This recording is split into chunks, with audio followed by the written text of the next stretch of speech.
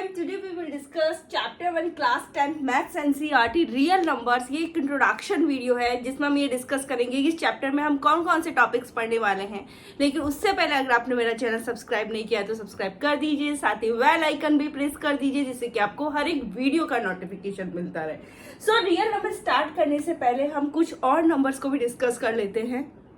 Eight first we start from natural numbers. सबसे पहले हम नेचुरल नंबर से स्टार्ट करते हैं। सो नेचुरल नंबर्स क्या होते हैं? Natural numbers are those number that start from 1 and goes to infinity. It means जो 1 से स्टार्ट होते हैं और इंफिनिटी तक जाते हैं वो सभी क्या होते हैं? नेचुरल नंबर्स होते हैं। और नेचुरल नंबर्स को हम काउंटिंग नंबर्स भी कहते हैं। ठीक है। Second one is whole numbers. Whole numbers क्या होते हैं? Whole numbers are those number that start from 0 and goes to infinity. It means जो 0 से स्टार्ट होते हैं और इंफिनिटी तक जाते हैं वो सभी आपके होल नंबर्स होते हैं। अब आप इसमें देख सकते हैं कि सभी नेचुरल नंबर्स क्या है? होल नंबर्स है, लेकिन सभी होल नंबर्स नेचुरल नंबर नहीं है, क्योंकि 0 किस में है? आपके होल नंबर्स में है, लेकिन ये नेचुरल नंबर में नहीं है। Now we come on third one, integers. So integers क्या होते हैं? All positive numbers, all negative numbers including 0 but not fractions and decimals. So integers में आपके सभी पॉजिटिव नंबर्स आते हैं, सभी नेगेटिव नंबर्स आते हैं और 0 भी इसमें इंक्लूड होता है, लेकिन ये फ्रैक्शंस और डेसिमल इंटीजर में नहीं आते हैं। फॉर एग्जाम्पल अगर मैं बोलूँ तो -2, 0, 4 ये सभी हमारे पास इंटीजर्स है। लेकिन अगर बोले 0.25, 1/4 तो ये हमारे इंटीजर्स नहीं है, क्योंकि इंटीजर्स में आपके डेसिमल और फ्रैक्शंस आपके इंटीजर्स में नहीं आते हैं। अब आते हैं हम रैशनल नंबर्स पे। सो रैशनल नंबर्स क्या होते हैं? Rational numbers are those number that can be express in the form of p/q, जहां आपका p और q आपका क्या होता है? इंटीजर्स होते हैं और q की वैल्यू आपके 0 के इक्वल नहीं होनी चाहिए। अगर एग्जांपल दे तो एग्जांपल है 1/2, 3/4, 0/1। These all are the example of rational numbers. अब रैशनल नंबर्स का अगर हम डेसिमल एक्सपेंशन देखें तो इनका डेसिमल एक्सपेंशन या तो टर्मिनेटिंग होता है या फिर non terminating repeating decimal expansion होता है। टर्मिनेटिंग का मतलब होता है डेसिमल पॉइंट के बाद में आपको अगर फाइनाइट नंबर मिलते हैं तो ये होता है टर्मिनेटिंग डेसिमल एक्सपेंशन। देखो यहाँ डेसिमल पॉइंट के बाद में आपको फाइनाइट नंबर मिल रहे हैं, तो ये टर्मिनेटिंग डेसिमल एक्सपेंशन का आपका एग्जांपल है। नॉन टर्मिनेटिंग रिपीटिंग का अंदर ये ना तो ये टर्मिनेट नहीं होगा, लेकिन ये रिपीट होना स्टार्ट हो जाएगा। फॉर एग्जांपल 0.333 ... ठीक है। तो ये हमारे पास होता है rational numbers. Now we come on the irrational numbers. So irrational numbers क्या होता है? इरेशनल नंबर्स का जो डेसिमल एक्सपेंशन होता है वो non terminating, non repeating. It means ये तो ना तो टर्मिनेट होंगे ना ही फिर रिपीट होंगे। एग्जाम्पल में आप देखो तो √2, √3, pi, these all are the example of irrational numbers. Now we come on our topic real numbers. So real numbers क्या होते हैं? Real numbers are the union of both rational numbers and irrational numbers. It means real numbers में आपके दोनों numbers, rational numbers and irrational numbers, दोनों numbers आपके real numbers होते हैं। These numbers can be expressed on a number line, और इन numbers को हम number line पे express कर सकते हैं। देखो यहाँ पर अगर देखिए तो -1 कहाँ है? -1 ये है। अगर एक irrational number का एग्जाम्पल लूँ √2 को भी हमने number line पे रिप्रेजेंट किया था। ठीक है। तो √2 कहाँ एग्जिस्ट करता है? वो यहाँ एग्जिस्ट करता है। तो all those numbers that come on the number line वो सभी नंबर्स क्या होते हैं? रियल नंबर्स होते हैं। Now we discuss prime numbers and composite numbers. So prime numbers क्या होते हैं? Prime numbers are those number that have exactly 2 factors. It means जिनके ओनली 2 ही फैक्टर्स होते हैं वो प्राइम नंबर्स होते हैं। फॉर एग्जाम्पल 2, देखो 2 के कितने फैक्टर है? 1 और 2। 2 किन किन नंबरों से डिवाइड हो सकता है? या तो 1 से हो सकता है या फिर वो 2 से ही डिवाइड हो सकता है। तो इसके कितने फैक्टर्स है? 2 फैक्टर्स है। तो ये हमारे पास क्या है? 2 प्राइम नंबर है। फॉर एग्जाम्पल 3, तो 3 भी हमारे पास प्राइम नंबर है, क्योंकि 3 भी किससे डिवाइड हो सकता है, या तो 1 से हो सकता है या फिर 3 से ही डिवाइड हो सकता है। तो 3 हमारे पास क्या है, प्राइम नंबर है। For example 5, 7, 11, these all are the prime numbers. अब आते हैं कंपोजिट नंबर्स पे। तो कंपोजिट नंबर्स क्या होते हैं?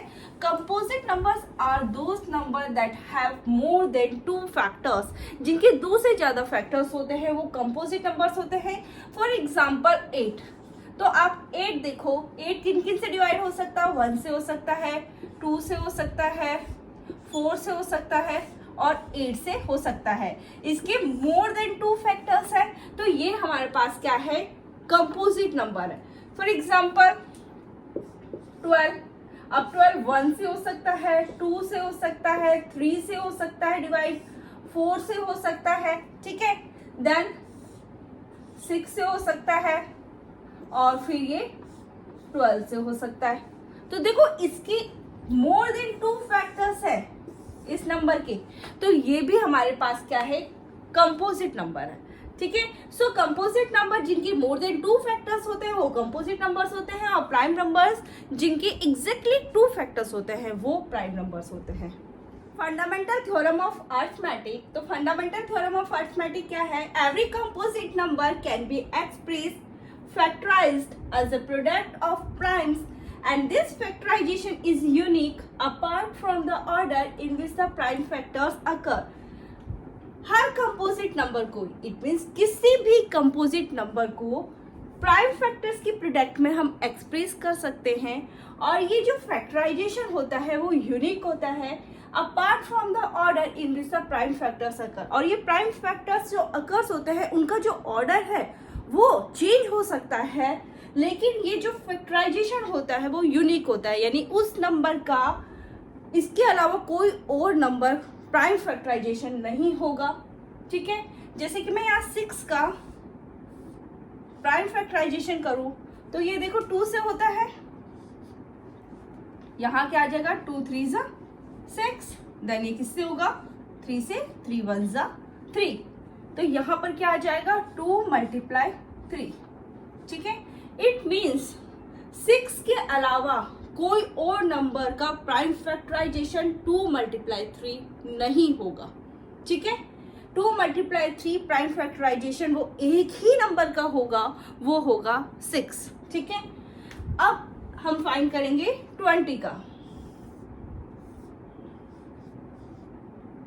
सबसे पहले 2 से, ये क्या आया 10, देन फिर 2 से होगा व्हाट विल कम 5, देन 5 से होगा ओके 5 1 ज़ा 5 1 आ गया, तो ये क्या हो जाएगा 2 मल्टीप्लाई 5, 2 मल्टीप्लाई 5। इसको हम इस तरह से भी लिख सकते हैं 2 raised to power 2 multiply 5। LCM and HCF by using prime factorization method। यहाँ हम प्राइम फैक्टराइजेशन मेथड को यूज करके LCM and HCF फाइंड करेंगे। हम 6 and 20 का प्राइम फैक्टराइजेशन हम ऑलरेडी कर चुके हैं, तो 6 इक्वल्स टू क्या है 2 multiply 3 and 20 that is equals to 2 multiply 5, ठीक है। यहाँ HCF फाइंड करना है 6 and 20 का। सबसे पहले हम HCF ही फाइंड करते हैं। देखो हमें क्या करना है, जो यहाँ पे प्राइम फैक्टर्स है हमें कॉमन प्राइम फैक्टर्स लेने हैं। देखो 2 इसमें भी है और 2 इसमें भी है, ठीक है। तो 2 इसमें भी है, 2 इसमें भी है, तो मैंने यहाँ क्या लिख दिया 2, ठीक है। अब आप देखो कुछ और है जो कॉमन है, तो यहाँ पे आपको दिख रहा होगा कोई कॉमन नहीं है, तो इसका HCF क्या आ जाएगा 2 आ जाएगा, ठीक है। अब हमें LCM फाइंड करना है 6 and 20 का। तो हम LCM फाइंड करने के लिए हम क्या करते हैं, जो भी हमारा प्राइम फैक्टर्स है हर एक प्राइम फैक्टर्स की ग्रेटेस्ट पावर को हम लेते हैं। देखो 2 इसमें भी है और 2 आपका इसमें भी है, लेकिन 2 ज्यादा बार किस में आया है, इसमें आया है, तो हम क्या लिखेंगे 2 मल्टीप्लाई 2, ठीक है। अब 3 इसमें है, इसमें नहीं है, तो हम 3 को कितना 3 1 टाइम आएगा, क्योंकि आपको क्या करना है हर एक प्राइम फैक्टर की ग्रेटेस्ट पावर को आपको लेना है, ठीक है। तो हमने क्या लिखा है यहाँ पे 3, देन देखो 5 इसमें है, 1 टाइम देखो 5। अब हमें इसका क्या करना है, प्रोडक्ट करना है। तो 5 3 जा 15, 15 2 जा 30, 30 2 जा 60। इट मीन्स एलसीएम हमारा क्या आ गया है 60 और एचसीएफ क्या आ गया है 2। Now we will discuss relation between LCM and HCF.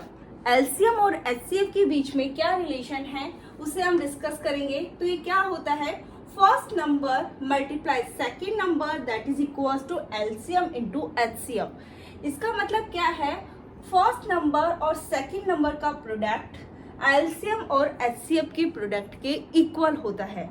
अब क्वेश्चन किस तरह से आएगा, आपको यहाँ पे देखो मैंने एक एग्जांपल लिया है जिसमें आपको फर्स्ट नंबर गिवन है 78, सेकेंड नंबर भी आपको गिवन है 104। इनका एलसीएम निकाल के भी हमें दे रखा है कि एलसीएम कितना है 312 है। हमें क्या फाइंड करना है, एचसीएफ फाइंड करना है।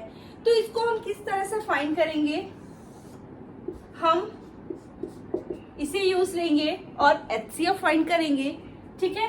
देखो फर्स्ट नंबर की जगह मैं अपना first number 78 multiply second number क्या है 104 that is equal to LCM की जगह मैं एलसीएम रख देती हूँ 312 और एचसीएफ हमें दे नहीं रखा, यही तो हमें फाइंड करना है, ठीक है।